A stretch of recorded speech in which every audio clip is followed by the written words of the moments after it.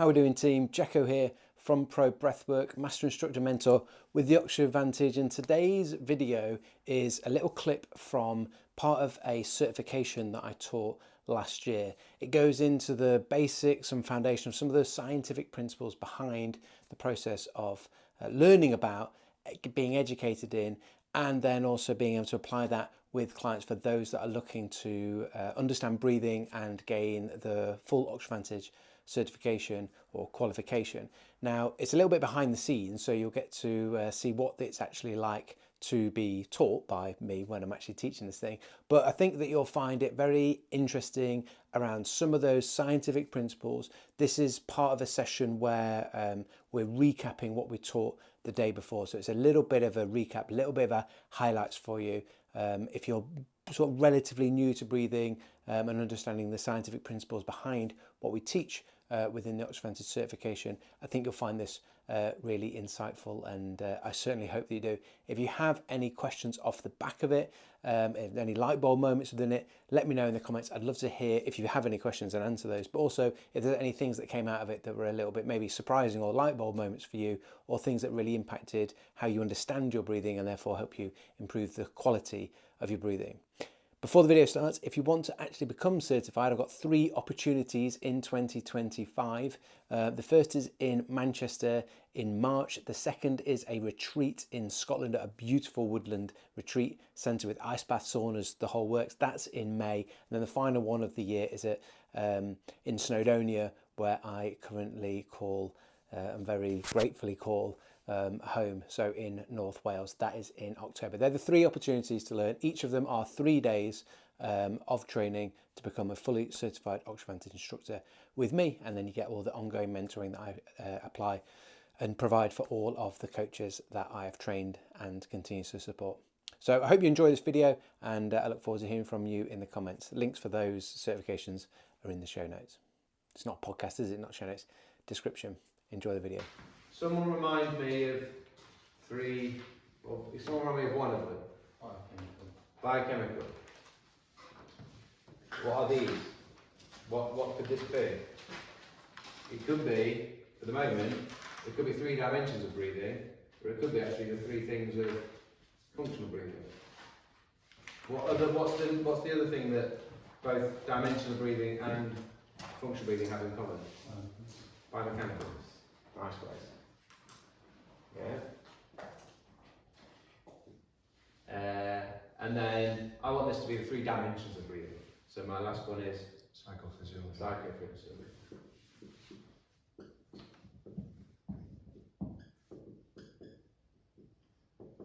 Yeah. What potentially influences all of those things and sort of wraps all of it? Nervous system. The nervous system. Yeah.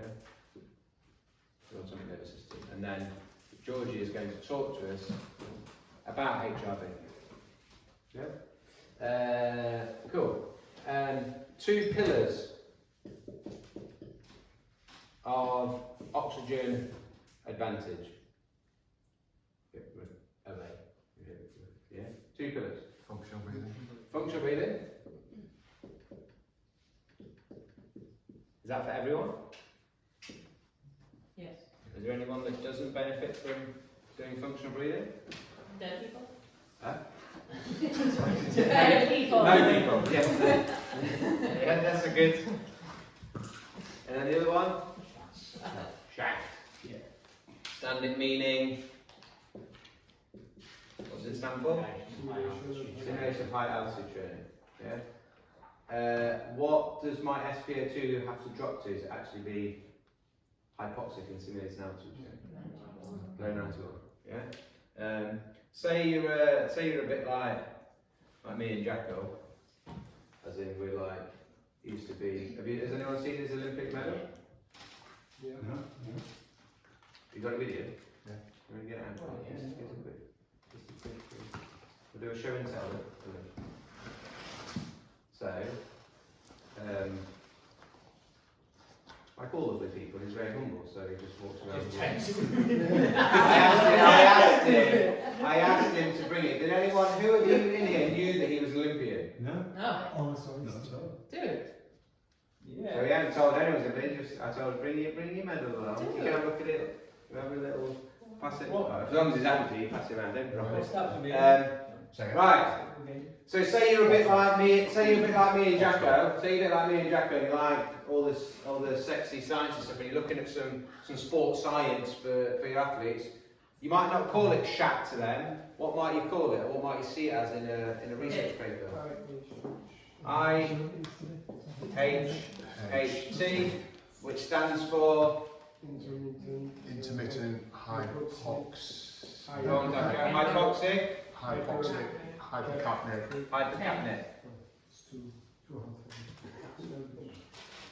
What does hypoxic mean?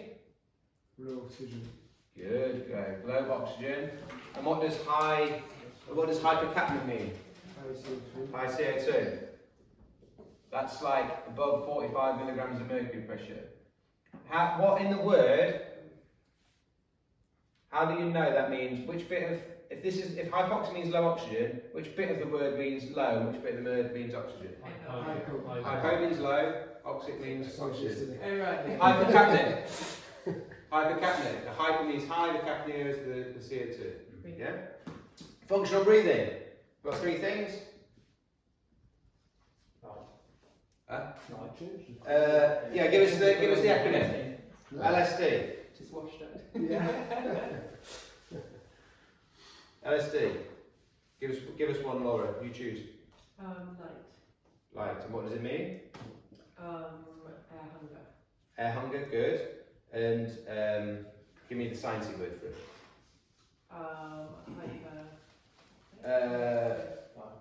You're right. Also, we probably wouldn't be in hypercapnic levels over 45, but it's higher levels of CO2.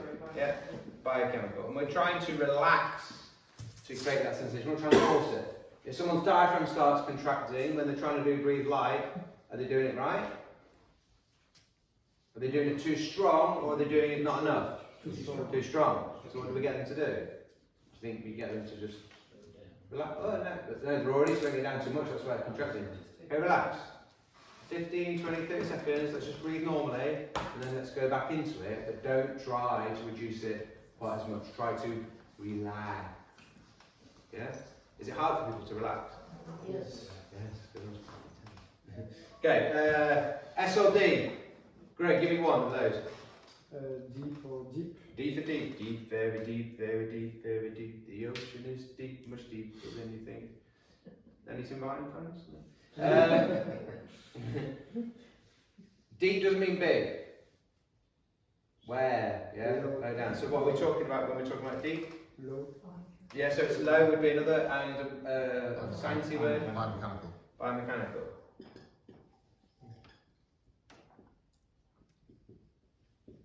And what's involved in this mainly? Diaphragm and rib cage. What are the muscles in between your ribs? Intercostals. External intercostals open up on the internal intercostals for the external. Nice. And then what we've got S left. Slow. Or paced. Cadence, where we're looking to drop down to 6 breaths per minute as a practice. And we can combine all of them together, but we would typically, gradually, start with one, do them individually. If we're trying to work on any skill, breathing is a skill, it's a movement pattern, we want to break it down and then build it back together. Would you always cue but would it goes light, deep, slow, doesn't it? Does it matter which? Yeah, we typically go light, deep, slow. Okay. Just The because the acronym acronym is slightly out. Yeah. And is slow. It's in your manual. It's 2A, 2B, 2C.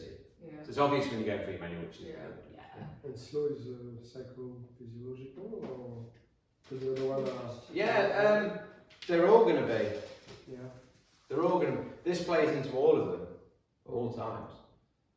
Everything, and they all really play into each other at all times. It's never one thing in isolation, but we sort of focus on one thing. So when I'm focusing on the biochemical, telling you to relax and feel some hunger, I literally might at the start say, don't worry about your mechanics, just relax. Yeah. Cool. Anything else? I wanted to just. What event was it for? Bobsleigh. Four-man bobsleigh. Was it? I'm feeling very Olympic today. The amount of times That was Jamaican. the amount of times I've been asked if I've got a lucky egg.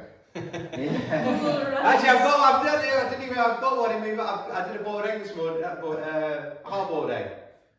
And I forgot, you reminded me, and I'm going to bring it in. I'll wait till later when everyone's forgotten, and I'm going to ask you if you'll kiss it. Okay, George, just a little recap on George talked about breathing with exercise, particularly nasal. Yeah.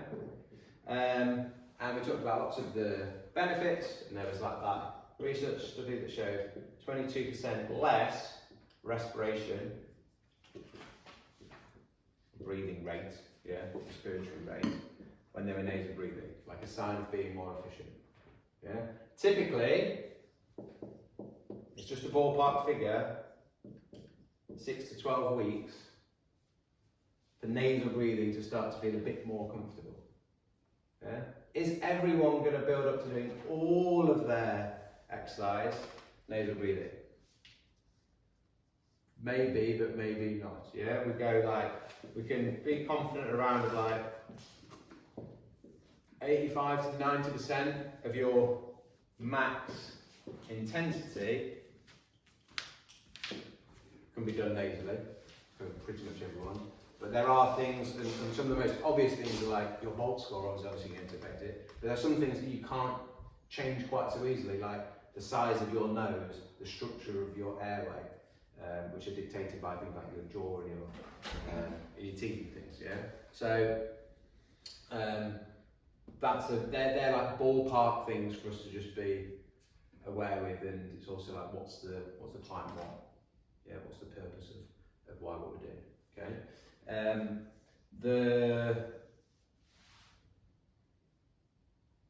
If I do go to mouth breathing, because I'm working at a higher intensity, what might one of my encouragements be during my recovery period?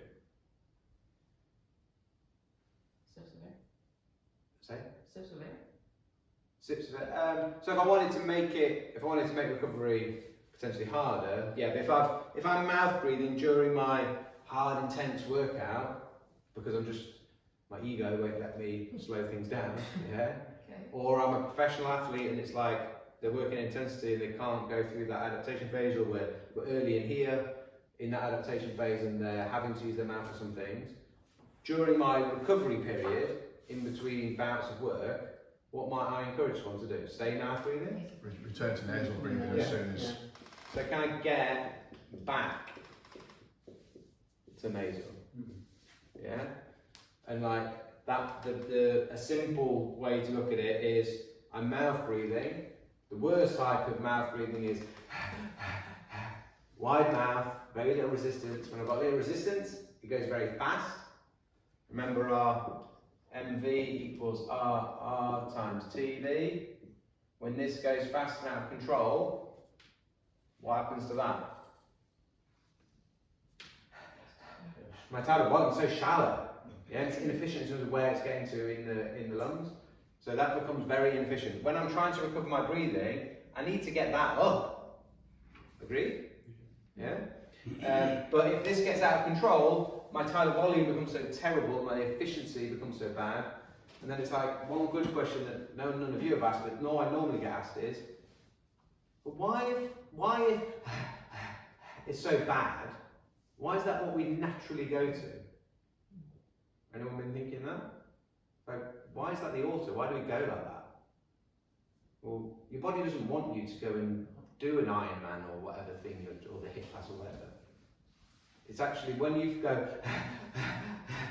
what do you want to do? Stop.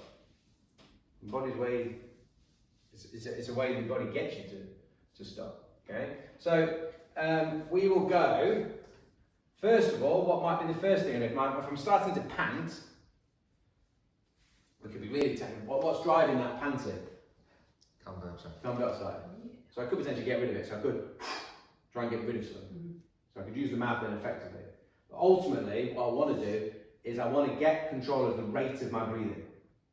Okay? And if I went straight to nasal, and they start closing in because I'm driving so hard, and that feels stressful. What might be an in-between then? I could just, yeah. What about even before that? So I'm going, yeah, create some resistance with your mouth. Your mouth breathing, but just make your mouth a bit smaller, slow it down a little bit. Then you can go nose in, mouth out, and then nose in, nose out, and then try and get calm with the breathing. Maybe another 5-second breath hold. If how many breaths do you take at each of those intervals? Depends. Yeah, it's not like one breath on one and then one breath. It depends. It's the main reason why you do exhale through your nose as well. Is that because it creates more resistance? So it's going to slow It's going to slow it down. Yeah. So if you've got a decent bolt score, you're happy with slowing it down. If you haven't got a good bolt score, you're going to find it hard to slow it down. You'll want to breathe through the mouth. But the speed of your, if this is like exhale, this is it going out. The speed of your exhale would it take the speed of your inhale. And if my inhale is fast, is it good for the mechanics? If the speed of my inhale is fast, it's difficult for my mechanic to mechanically breathe well. So if I have control of my exhalation, I have a chance of controlling my inhalation and to be able to slow it down. That makes sense? Like breathing is obviously circular. They just influence each other. Yeah. Remember, there's a psychological component overriding it all as well, like what we think we need to recover, and that actually when we do things like shack training, we realise that even if you want to take a big breath, you don't need to, and nothing bad happens to you. You just breathe a bit less. When you say your facial structure obviously is going to influence how easy, say, you find nasal breathing. Do you find that you've seen people when they focus on this, do you think you've seen their facial structure change? Not if you're going to try and so if people read James Nestor's book Breath and using like you have to go quite hardcore to try and change something. But that stuff is legit. It's not something that we go into and teach. You would have to do some other education within that, and there's different reasons why. There's a whole host of things we need to consider when we're going into that type of stuff. But in this, the can you, is it possible? Yeah, most people do. Yeah. It's just not sort of like we're not going in and saying right. What you'll start to notice is when your client sits down in front of you and you try and make them relax and they smile. Because you're just trying to get them to relax and you tell them a joke and they smile. And you see like a nice wide smile and teeth all in line, your brain starts to go, okay, if this is wide and these are all in line and there's space for all them teeth, I know their palate is wide. If their palate is wide, they've got a decent airway. Yeah? Whereas you see someone like me, they open up your teeth, they're very narrow here. From narrow here, the airway's narrow. So it just starts to give us a bit of an idea. Yeah? Kate Middleton's a good example. She's got an amazing airway. Like when she smiles, you can see everything. Alright, Greg, what's this? Diaphragm. Yeah, does it tell you that on your phone? Yeah. Is it on your phone, Wes? Yeah. What's this? Lungs. Lungs. Yeah. When we breathe in, rib cage is going to expand out, lateral expansion of the lower two ribs. Yeah. Diaphragm's moving down. The distance the diaphragm moves down is only something like 2 or 3 centimetres. We call this distance the zone of apposition. We've mentioned it a couple of times. ZOA is here, zone of apposition. The distance the diaphragm is moving. It's moving down when we inhale, and when it moves down, it flattens out. Yeah, and we feel that expansion down here, and we create that intra-abdominal pressure we talked about. Yeah, I'm just recapping this for you. Yeah, you happy? the diaphragm, I'll show you a couple of images on the thing, but this is the left hand side of the screen. If there's a person, it's their right hand side, yeah, and that's left, not four, left, yeah. The diaphragm on this side, if it's like a bit of a double domey type of thing, it's slightly bigger on the right hand side, because on the left hand side we have the heart somewhere here, so it's slightly less on this side, slightly more on this side. People were asking about, and this is to do with the intra-abdominal pressure, the rib cage attaches onto those ribs at the front that we sort of felt, and then attaches down onto the spine. These central tendons come from here, and on the right hand side it's going to attach a little bit further down on the spine, down to L3 as well as L2 and L1, and on this side L1, L2. And you don't worry too much. All you really need to just appreciate is that the diaphragm attaches onto the rib cage, so the position of the rib cage is going to affect literally where it is and how it functions, and it attaches down onto the lumbar spine, so your lower spine, and hence why it has an effect on the spinal stability, particularly lumbar stability. It's also right in the centre of you. It is part of your deep core stabilising structure.